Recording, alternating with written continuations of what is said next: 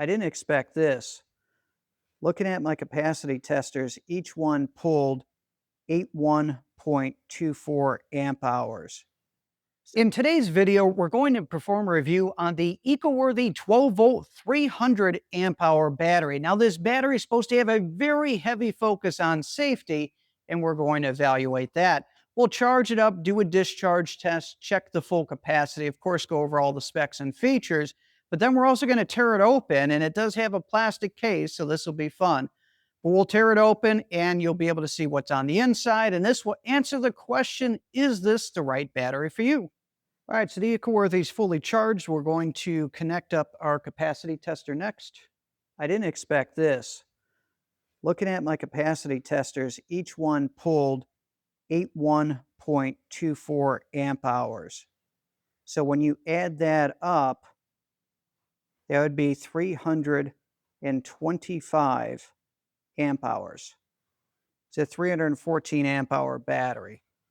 So that really surprised me.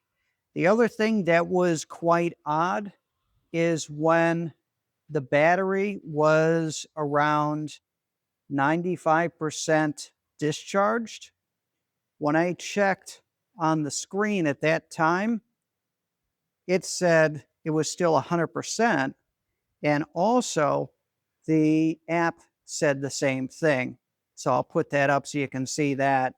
So I would say you definitely cannot trust, or at least on this unit, trust the gauge because that was way, way off. But the numbers, those are definitely good cells. So it's kind of a mixed bag. It has a capacity, but I don't know if you can necessarily trust the numbers that are coming out of it as far as its current status.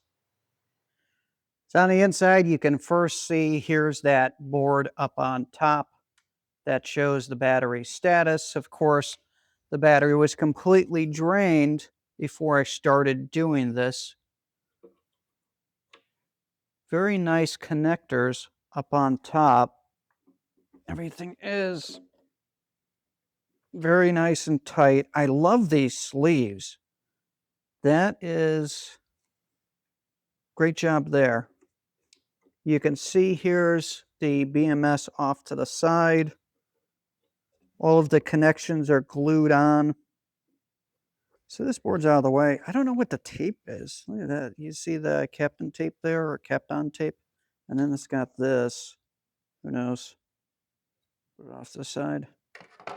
You can see the positive is bolted on. It's got torque marks on it. And like I said, I cranked on these things. They're tight. So it has your balance leads here. Welds look pretty good. No complaints there. Here's a QR code. Anybody wants to look that up. Nice cells though. You saw how it tested. And you could see the overpressure. So it's got this blue film up on top, and then underneath you can see the aluminum, and it's got that crisscross shape to it. So it easily, when it gets pressure, it's easily going to open up. Now let's test the low temp sensor. After 45 seconds, no difference. Let's try the other one. After another 45 seconds, no difference, and we'll put them both in. And after another 45 seconds, still nothing. The battery is still charging. So unfortunately, these temperature sensors don't appear to be cutting off the charging because we're still charging at 0.5 amp. So what's my overall thoughts of it? So there's a lot of things that I like about it, but there's other things that I need to point out that were interesting and you need to know about. So first thing is, case is very rugged. It's supposed to have a special material that's not ABS, that's going to be flame retardant. So you'll have that that's going to help keep the case itself from potentially melting or catching on fire as easily. It also has on top communications, so you can also see essentially the charge level and the status of the battery. I did use a Bluetooth app that does work. On the inside, I like the chassis that holds all the cells together. That's going to help protect the cells and help keep them from swelling. So that is good. The cable management was very nice. All the heavy duty terminal wires for the positive and negative, it's inside of sleeves. Everything is torqued as you might expect. It looks great on the inside. Two things that I noticed that I need to point out. First one is neither one of the low temp sensors did work on the battery. Both were tested as you saw. It does state on the battery that it does have high and low temperature protection, so that did not work. On the inside, I saw no reason why it wouldn't work because the cables were connected to the BMS. It's not like something got unplugged in shipment. The other thing, too, that I noticed is there is an anomaly with the BMS when it comes to the amount of charge that you have. Even though the battery tested extremely well over 314 amp hours, I think it was around 325, but tested awesome. What it showed on the indicator here and also on the app that it had a much higher charge than what the battery had left. So for example, I had already drained about 310 amp hours out of it, and then I pulled up the app and it showed it had 99% charge remaining, and it showed 100% across the top on the display. So for some reason, since I had this in the off state, it wasn't powered on, it was just in the regular state.